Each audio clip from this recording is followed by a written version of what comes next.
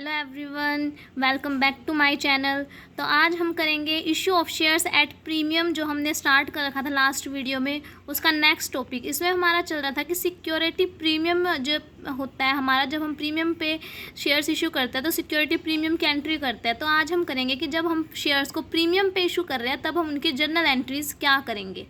जो हमें शेयर्स पे प्रीमियम रिसीव होता है वो हमें सबसे पहले एप्लीकेशन मनी जो रिसीव होती है उसके साथ भी रिसीव हो सकती है प्रीमियम की अमाउंट, या फिर अलॉटमेंट पे भी या कॉल पे भी प्रीमियम कभी भी रिसीव हो सकता है। लेकिन अगर क्वेश्चन के अंदर कुछ भी मेंशन नहीं है तो हम ये मान के चलते हैं कि जो प्रीमियम हमें मिला है वो अलॉटमेंट पे के साथ मिला है। तो सबसे पहले अगर हमें एप्लीकेशन मनी के साथ, क्वेश्चन के अंदर अगर दिया हुआ है कि आपको एप्लीकेशन मनी के साथ प्रीमियम मिला है, तब क्या एंट्री होएगी? तब एंट्री होएगी bank account debit to share application account. Application money received हुई है इंक्लूडिंग प्रीमियम, यानी जो अमाउंट लिखेंगे ना हम यहाँ पे, वहाँ उसके अंदर प्रीमियम इंक्लूड कर देंगे। देन जब हम इस अमाउंट को शेयर कैपिटल के अंदर ट्रांसफर करेंगे तब क्या एंट्री होगी? Share application account debit to share capital account to securities premium reserve account. Narration लिखी जाएगी, एप्लीकेशन मनी जो है ट्रांसफ़र कर दी गई शेयर अकाउंट में and security premium reserve account. इसके बाद आ जाता है कि अगर हमें अलॉटमेंट मनी के साथ प्रीमियम रिसीव हुआ है तब क्या एंट्री होएगी? तब एंट्री होएगी share allotment account debit to share capital account to security premium reserve account.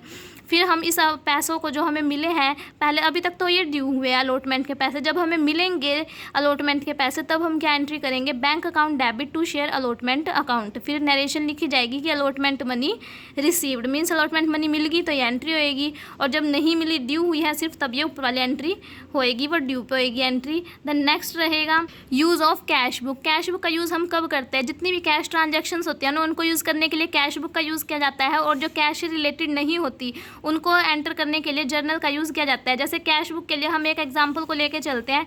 जैसे कि हमारे पास ये क्वेश्चन दिया हुआ है, इस क्वेश्चन को हम शॉर्ट में इस टाइप से लिख लेंगे कि 10,000 शेयर्स जो है कंपनी ने इशू किए, 10 रुपये का एक है, इक्विटी शेयर्स है ये। इस पे 3 रुपये एप्लीकेशन पे मंगाए जाएंगे, 5 रुपये अलॉटमेंट पे, जिसके अंदर 3 रुपये तो अलॉटमेंट के होंगे, 2 रुपये प्रीमियम के होंगे, देन 4 रुपये कॉल पे मंगाए जाएंगे। और प्रेफरेंस शेयर्स का रहेगा 5,000 रुपये के 5,000 प्रेफरेंस शेयर इशू किए, 10 रुपये का एक, 3 रुपये एप्लीकेशन पे, 4 रुपये अलॉटमेंट पे, देन 3 रुपये कॉल पे। ये हो गया शॉर्ट फॉर्म में लिख लिया हमने इस पूरे क्वेश्चन को जो है, हमने इसको शॉर्ट फॉर्म में लिख लिया। इसके बाद आगे चलते हैं कि हम एंट्रीज़ क्या करेंगे। तो सबसे पहले हम एंट्री करते हैं कि हमें एप्लीकेशन पे जो पैसे रिसीव हुए हैं, तो इसको देख के चलो। जैसे कि यहाँ पे 10,000 शेयर्स जब इशू किया, 3 रुपये एप्लीकेशन के हो गए, तो 10,000 को 3 से मल्टीप्लाई करेंगे, 30,000 की एंट्री होएगी सबसे पहले एप्लीकेशन पे। और 5,000 प्रेफरेंस शेयर है, इस पे 3 रुपये, 5 × 15,000 रुपये की ये एंट्री होएगी। तो कैश बुक के अंदर हम क्या एंट्री करेंगे? कैश बुक के अंदर एंट्री की जाएगी to equity share application account. इसके हमने कितने रुपए निकाले थे? 30,000 रुपये निकाले थे, यहाँ पे ये रे 30,000 रुपये इसके निकाले थे। प्रेफरेंस के निकाले 15,000, तो 15,000 से to preference share application account 15,000 रुपये ये मिले हैं। देन इन दोनों को हम क्या करेंगे? इसको हम शेयर कैपिटल अकाउंट में ट्रांसफर करेंगे। उसके लिए हम एंट्री करेंगे जर्नल के अंदर। इसके लिए एंट्री हो जाएगी equity share application account debit preference share application account debit to equity share capital account to preference share capital account. 30 और 15 वही अमाउंट आ जाएगी। ये दोनों हमने एंट्री इकट्ठी कर दी, हम इसको अलग अलग भी कर सकते हैं। देन नेक्स्ट एंट्री हम क्या करते हैं? अलॉटमेंट की मनी ड्यू होती है, उसके लिए एंट्री होएगी जर्नल में। अलॉटमेंट के पैसे पहले सोल्व करेंगे। 10,000 इक्विटी शेयर, 5 रुपये आएंगे अलॉटमेंट पे, जिसमें से 3 तो अलॉटमेंट के होंगे, 2 सिक्योरिटी प्रीमियम के होंगे, तो दोनों अलग अलग कर लेंगे। 10,000 को 3 से मल्टीप्लाई करेंगे, 30,000, और 20,000 रुपये प्रीमियम के आएंगे। और प्रेफरेंस पे करें तो 5,000 4 रुपये के हिसाब से आएंगे, 5 चौके 20,000 रुपये ये आएंगे। तो जर्नल एंट्री हमारी क्या हो जाएगी यहाँ पे? Equity share allotment account debit preference share allotment account debit to equity share capital account to security premium reserve account to preference share capital account.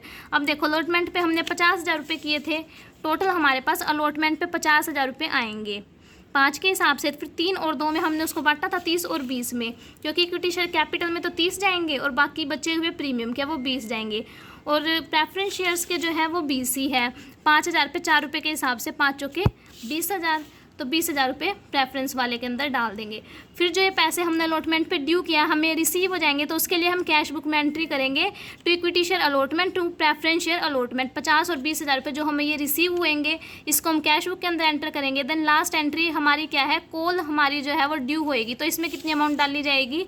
Call को ड्यू होने पे 4 रुपये है, इक्विटी पे तो 40,000 ये हो जाएंगे, और 3 रुपये इस पे मंगाने हैं 5,000 शेयर्स, तो 5 × 15,000, 40 और 15 की एंट्री होएगी तो एंट्री की जाएगी equity share first and final call account debit, preference share first and final call account debit to equity share capital account to preference share capital account, 40 और 15 डाल देंगे।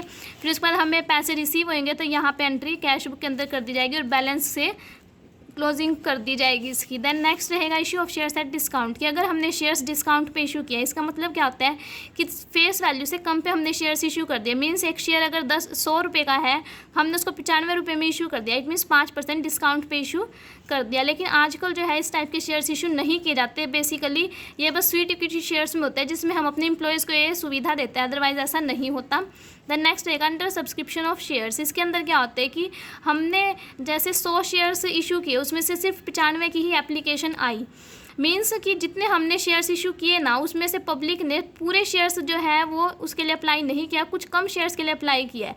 लेकिन यहाँ पे ज़रूरी होता है कि पब्लिक कम से कम 90% शेयर्स के लिए तो अप्लाई करे। अगर उससे कम चला जाता है शेयर्स तो कंपनी जो है शेयर्स इशू नहीं कर सकती।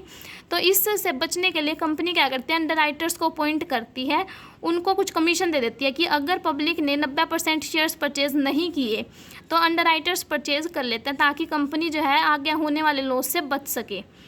Issue of shares for consideration other than cash, it means company ने शेयर्स इशू किए, उसके बदले में कैश ना लेके जिस पर्सन को शेयर्स इशू किया उसकी सर्विसेज ले ली। कैसे, ये देखते हैं। जैसे फर्स्ट पॉइंट रहेगा issue of shares to promoters, company ने शेयर्स इशू किए हैं प्रोमोटर्स को। क्यों किए हैं? क्योंकि प्रोमोटर्स ने क्या किया, कंपनी बनाने में हेल्प किया, तो कंपनी ने उसके बदले में उनको शेयर्स इशू कर दिया। मीन्स इस टाइप से वो कंपनी के ओनर बन जाते हैं। तो इसके लिए जर्नल एंट्री क्या आएगी, incorporation cost account debit to share capital account. Narration लिखेंगे shares issued to promoters. Then second point है issue of shares for purchase of assets, it means company ने एसेट्स परचेज किए, उसके बदले में cash पे नहीं किया, बल्कि जिससे एसेट्स परचेज किया उसको शेयर्स इशू कर दिए। तो एंट्री क्या आएगी, अगर जब कंपनी ने एसेट्स परचेज किया तो एंट्री होगी sundry assets account debit to vendors account, और जब कंपनी ने उसको शेयर्स इशू कर दिए तो एंट्री होगी vendors account debit to share capital account. ये दोनों एंट्रीज जो है आपको ध्यान रखनी पड़ेगी, तभी क्वेश्चन ईजिली सॉल्व हो पाएंगे। इसके बाद हमारा आज का टॉपिक रहेगा कॉल इन एरियर, यानी कि हमने किसी शेयर होल्डर से कॉल्स के पैसे मंगवाए लेकिन उसने वो कॉल के पैसे पे नहीं किए, तो वो कॉल इन एरियर होता है। तो यहाँ पे आएगा without opening call in arrear account, यानी कि हमारे पास दो मेथड है कॉल इन एरियर से डील करने के। एक तो है कि हम कॉल इन एरियर अकाउंट को ओपन ना करें, एक है कि ओपन कर ले। अब देखते हैं कि अगर हमने कॉल इन एरियर अकाउंट को ओपन नहीं किया तो हम उससे कैसे डील करेंगे। इस केस में क्या होता है कि जो हमें एक्चुअल अमाउंट रिसीव हुई है शेयर होल्डर्स से कॉल पे, उसको तो क्रेडिट कर दिया जाएगा कॉल अकाउंट में, और जो पैसे रिसीव नहीं हुए, कॉल अकाउंट के जो पैसे रिसीव नहीं हुए, उसका डेबिट बैलेंस शो कर दिया जाएगा, जितने रुपए पे अभी तक नहीं किए। और सब्सिक्वेंट डेट पे, यानी आगे आने वाली डेट पे जब वो पैसे हमें मिल जाते हैं कॉल के, तो क्या करेंगे, बैंक अकाउंट को डेबिट कर दिया जाएगा और कॉल को क्रेडिट कर दिया जाएगा।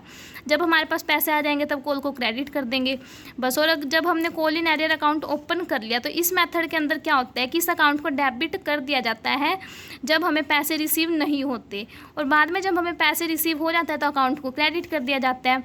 जैसे कि इसको एक एग्जाम्पल के थ्रू समझते हैं कि एक्स लिमिटेड कंपनी है, उसने फर्स्ट कॉल पे 2 रुपये पर शेयर 10,000 शेयर्स पे मंगवाए। एक शेयर होल्डर ने क्या किया, जिसके पास 500 रुपये थे, उसने फर्स्ट कॉल पे नहीं की, लेकिन जब कंपनी ने उससे 3 रुपये की फाइनल कॉल मंगवाई तो उसने पिछले पैसे भी पे कर दिए। यहाँ पे हम सबसे पहले देखते हैं कि जब हमने call in arrear account open नहीं किया तो क्या करेंगे, जब फर्स्ट कॉल ड्यू हुई तब एंट्री होगी share first call account debit to share capital account.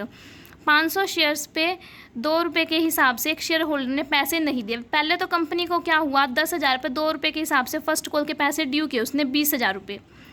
फिर जब फर्स्ट कॉल के पैसे उसको रिसीव हुए कंपनी को, तो इसमें क्या बोला हुआ है कि 500 शेयर्स पे 2 रुपये रिसीव नहीं हुए, इट मीन्स 1,000 रुपये नहीं आए, तो कंपनी के पास फर्स्ट कॉल पे 19,000 रुपये आए। फिर फाइनल कॉल ड्यू करी कंपनी ने, फाइनल कॉल 10,000 शेयर्स पे 3 रुपये के हिसाब से 30,000 रुपये की फाइनल कॉल ड्यू करी कंपनी ने। देन इसके बाद उसको फाइनल कॉल जब रिसीव हुई ना कंपनी को, तब एंट्री होगी bank to share final call to share first call. Final call उसकी 30,000 रुपये की थी और फर्स्ट कॉल के जो 1,000 अरियर थे वो भी उसको मिल गया, टोटल 31,000 रुपये अभी कंपनी के पास आ गए। इस चारों एंट्री में हमने देखा कि हमने कहीं पर भी कॉल इन एरियर का यूज़ नहीं किया। लेकिन जब नेक्स्ट में हम करते हैं, एक नेक्स्ट केस करते हैं, इसके अंदर क्या है कि हम कॉल इन एरियर अकाउंट को अलग से ओपन कर रहे हैं, तो इसके अंदर क्या चेंज आएगा, फर्स्ट एंट्री सेम होगी फर्स्ट कॉल जब ड्यू हुई। सेकंड एंट्री में हमने क्या किया था, कॉल इन एरियर की एंट्री नहीं की थी, यहाँ पे कॉल इन एरियर को अलग से शो कर दिया 1,000 रुपये को। फिर जब फाइनल कॉल की वही 30,000 रुपये ड्यू हुए, और लास्ट में वही सेम एंट्री की bank account debit to share final call to call in arrear हो जाएगा यहाँ पे बस, क्योंकि जो हमने 1,000 रुपये एरियर में दिखाया था ना, अब उसको क्रेडिट कर दिया कि वो रुपये हमारे पास आ गए। देन नेक्स्ट रहेगा interest on call in arrear. इसमें क्या है कि जब किसी पर्सन ने, जब किसी शेयर होल्डर ने पैसे पे नहीं किए तो उसमें क्या होता है कि कंपनी उससे जो है कुछ ना कुछ इंटरेस्ट चार्ज करते हैं। वो इंटरेस्ट मैक्सिमम 10% ही होगा, उससे ज़्यादा नहीं होगा। देन नेक्स्ट हमारा आज का छोटा सा टॉपिक और रहेगा जिसमें है कॉल्स पेड इन एडवांस, यानी कि कुछ शेयर होल्डर क्या करते हैं कि एडवांस में कॉल के पैसे पे कर देते हैं। तो इसके अंदर क्या होता है कि हम एंट्री क्या करेंगे, जब उसने एडवांस में पे कर दिए कॉल के पैसे तो एंट्री होगी bank account debit to call in advance account. Call जब एडवांस में रिसीव होगी तब तो ये एंट्री करनी है। उसके बाद फ्यूचर में क्या होता है कि हमने इसको शेयर कैपिटल अकाउंट के अंदर ट्रांसफर करना होता है तो एंट्री होगी share call account debit to share capital account when the amount becomes due on call. जब ड्यू हुई है तब तो ये एंट्री करेंगे। और जब हमने उसको एडजस्ट करना है, बाद में हम उसको शेयर कॉल के साथ एडजस्ट करेंगे ना, तो एंट्री होगी bank account debit calls in advance account debit to share call account, तब ये एंट्री हो जाएगी। इसके बाद interest on call in advance, यानी कि जितने रुपये एक्स्ट्रा आए हैं उस पर कंपनी को इंटरेस्ट पे करना होता है। उस पर मैक्सिमम जो है 12% कंपनी इंटरेस्ट पे करती है कॉल इन एडवांस पे। बस ये था हमारा आज का छोटा सा टॉपिक। आई होप आप सभी को ये वीडियो पसंद आई होगी। अगर वीडियो पसंद आई हो तो वीडियो को लाइक कर देना, चैनल पे नए हो तो चैनल को सब्सक्राइब कर लेना। Thank you.